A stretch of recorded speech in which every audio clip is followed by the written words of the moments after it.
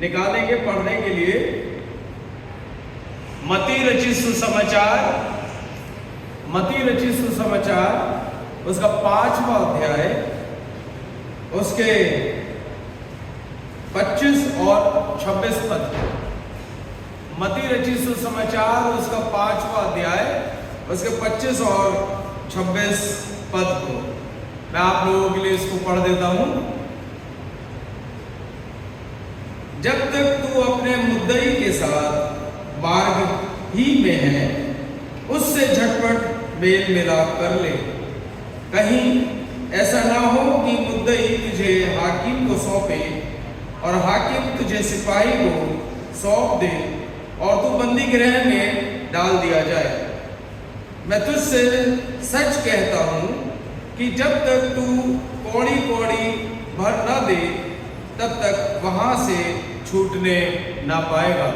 परमेश्वर अपने वचन के पढ़े और सुने जाने पर आशीष दे, आमीन। आइए हम अपने सरों को झुकाएंगे। स्वर्ग में विराजमान परमेश्वर, धन्यवाद के साथ आपके पास आते हैं। सुंदर दिन के लिए धन्यवादी है। आज मेज का दिन है प्रभु, हमें तैयारी का मन नहीं कि हम अपने आप को तैयार कर आपके सम्मुख उपस्थित होने वाले हो सकें। आप दया और अनुग्रह करना। हम अपने आप को और इस वचन को आप ही की पवित्र हाथों में सौंपते हैं। प्रभु यीशु मसीह के मीठ और मधुर नाम होकर मांगते हैं, आमीन। परमेश्वर का धन्यवाद हो कि परमेश्वर ने हमें जो है यह अवसर दिया है कि हम उसके सम्मुख उपस्थित हो सके, उसके वचन पर मनन कर सके। तो हम लोग जो है आइए जिस पैसेज पर मनन कर रहे हैं वो है मती रचित सुसमाचार, उसका 5वां अध्याय 25 पद से लेकर 26 पद तक। और ये बहुत ही महत्वपूर्ण पद्यांश है। प्रभु यीशु मसीह की शिक्षाओं में से आता है। पहाड़ी उपदेश के बाद जो प्रभु यीशु मसीह की शिक्षाएं हैं, उसमें ये प्रभु यीशु मसीह की शिक्षाओं का महत्वपूर्ण भाग है, जहां पर प्रभु यीशु मसीह का अधिकार जो है वो प्रकट होता है, जहां पर प्रभु यीशु मसीह की अथॉरिटी को हम देखते हैं। इस संसार में प्रभु यीशु मसीह का विरोध प्रभु यीशु मसीह के अधिकार यानी उस अथॉरिटी की वजह से ही हुआ जो प्रभु यीशु मसीह ने लोगों के सामने प्रस्तुत की। हम देखते हैं यहाँ पर प्रभु यीशु मसीह ने व्यवस्था जो है उसको बदल कर लोगों के सामने उसके मूल स्वरूप को रखा है। और ये सारी वो बातें हैं जो व्यवस्था में पहले से यानी जो शरीयत है उसमें दी गई है, और उन बातों को प्रभु यीशु मसीह ने परमेश्वर के राज्य में प्रवेश पाने के लिए किस रूप में उनको पूरा करना है यहाँ पर बताया है। और इसीलिए हमने ऊपर के जो 2 खंड पढ़े, हालांकि ये पूरा एक पैसेज है जिसमें हम एक बार में मनन कर सकते थे, पर हमने इसको 3 बार में अध्ययन किया।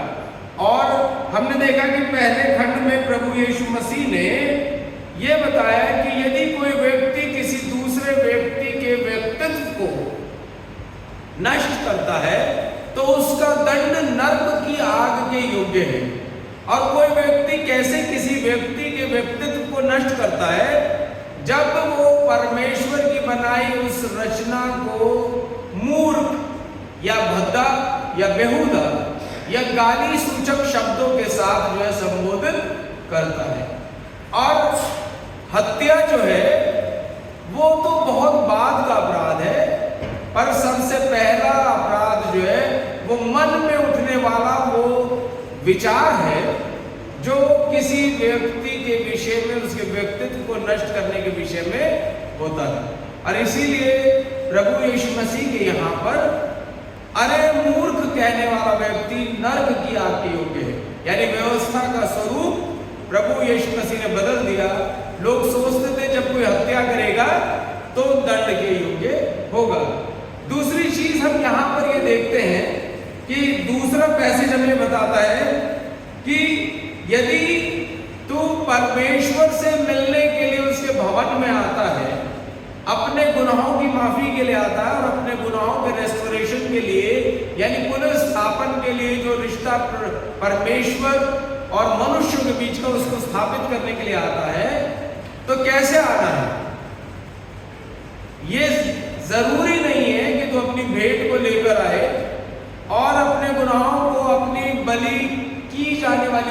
ऊपर लाद दे और अपने गुनाहों की माफी मांगकर चला जाए। प्रभु यीशु मसीह ने बताया कि वो भेंट जो है वो जाया है, यानी वेस्ट है।